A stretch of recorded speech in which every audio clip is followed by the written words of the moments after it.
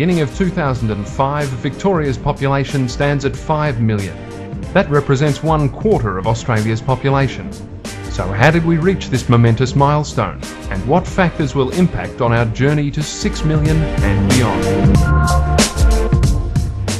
Over the last 150 years, Station Pier in Port Melbourne has seen the arrival of hundreds of thousands of migrants seeking a new life in the land of opportunity.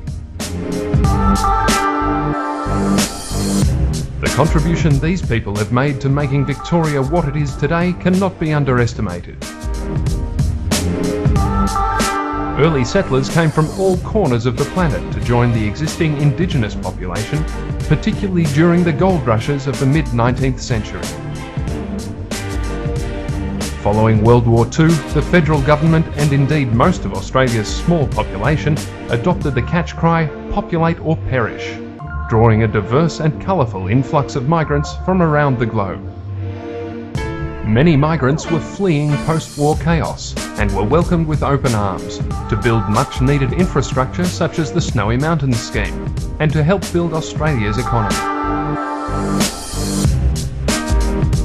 During the following decades, the Victorian population boomed from 2 million in 1945 to 3.5 million by 1971, as our tolerant, multicultural society blossomed.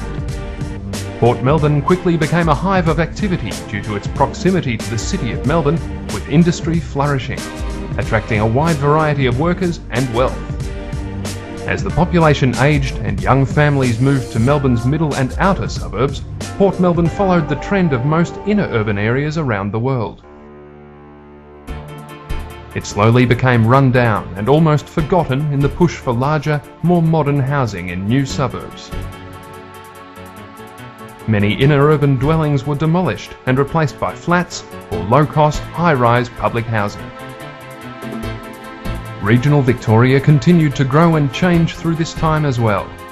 Since 1971, regional Victoria has gained population from Melbourne. In the 1970s and 80s, this growth was very strong in the places around Melbourne, like Macedon and Gisborne. In the 1990s, this growth extended to include the coastal areas from Lorne to Wonthaggi. In the late 1980s, we started to see a really big turnaround in Melbourne and other cities. The inner cities started to gain population rather than lose population, as had happened for the previous 100 years. And it was quite apparent that a sea change had occurred. Port Melbourne has been reborn, as has most of Melbourne's forgotten prime inner urban real estate. By the year 2031, Melbourne is likely to grow by more than 1 million additional residents, from around 3.5 million today to over 4.5 million in 30 years' time. Over this period, regional Victoria is likely to grow by another 350,000 people. There will be around 627,000 extra households in Melbourne and 260,000 households in Victoria. Most of this growth will be in the numbers of smaller households, comprising just 1 or 2 people. Much of the new household formation will come from young people moving out of the family home, with other family structures also changing. By 2031, more than 1 in 4 Victorians will be aged 60 years or older. Families, however, are by no means disappearing. In 2031, there will be more family households than there are today. Demographic changes, including the ageing population and smaller households, are in fact driving the push for a wider range of alternatives to the traditional quarter-acre block style of living. Well, one thing is for sure is that we're going to have a lot more older people in the future than we are in the past, and that is very much a legacy of the numbers of people born in the 25 years after the war, who in 25 years' time, of course, are going to age.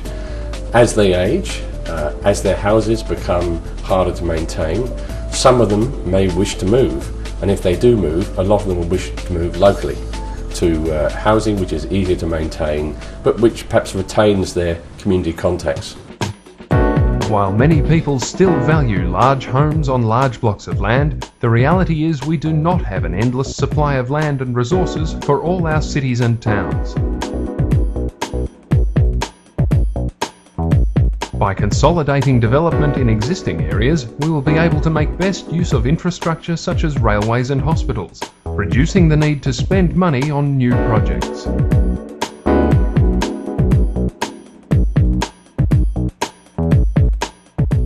And as Victoria's population grows, we will strive to minimise the impact our activities have on the natural environment. This means finding ways to reduce our water consumption, not eat into our protected natural environments, become less reliant on cars, and ensure our homes are designed to use less energy. Victoria, like most parts of Australia and many developed nations around the world, is about to undergo a period of significant demographic change. In 1971, Victoria's population reached 3.5 million people. This was our peak year for births, with more than 75,000 new babies born across the state. Between 1971 and 2001, Victoria's population grew by 1.3 million people, and each year the number of births has doubled the number of deaths. Well, in the past, a lot of our growth has actually come from that natural increase. That's going to be less the case in the future. And that's due to a combination of continuing low fertility rates and an ageing population that, although it has higher life expectancy, will in the end die, so the number of deaths will increase over time. By the mid-2030s, Australia and Victoria, on current trends, would have more deaths than births. Over the 30 years from 2001 to 2031, the state's population is projected to grow by a further 1.4 million. Over the next 30 years, while Victoria's population is expected to grow slightly faster than the national average, the actual rate of that growth is likely to steadily slow down during this time. To sustain population growth rates, and possibly to sustain our standard of living, migration will again need to become a more significant contributor. Melbourne has twice been voted the world's most livable city. Its livability has become a major factor in attracting students, jobs and business. Livability is an equally important factor in the growth and resurgence of other towns and cities across Victoria.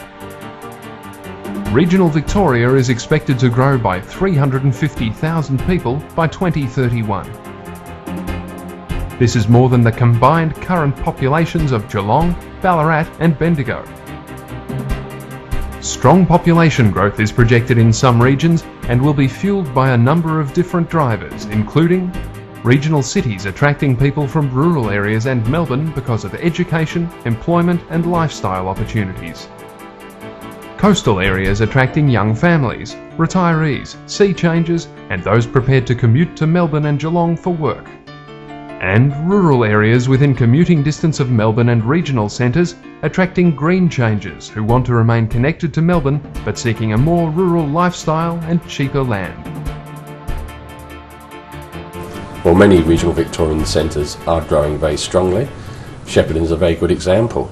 It's developed a very healthy export industry based on food processing mainly, and it has attracted a lot of labour, a lot of people to that area. Shepparton has also welcomed large numbers of skilled migrants and refugees to boost the variety of professions and services available in these centres. Well, I think that many industries and services have seen the potential of regional markets and realised in fact there are a lot of people out in regional Victoria. But regional Victoria's population is bigger than that of metropolitan Perth or metropolitan Adelaide. There's a large market out there which is creating a large demand for services. The future undoubtedly looks bright for Victoria. However, there are major challenges we will all have to face. State and local governments, businesses and communities are working together to ensure population growth from all sectors continues to help Victoria grow and prosper. Our communities are more sophisticated, but our environment is under pressure from development, and our economy must remain globally competitive. Livability is central to our future prosperity, and strategies such as Melbourne 2030, Our Water, Our Future, and Make It Happen in provincial Victoria provide a framework for management of population growth, but they are not the entire solution. Cooperation between all levels of government and the community will ensure the best possible outcomes for present and future generations of Victoria.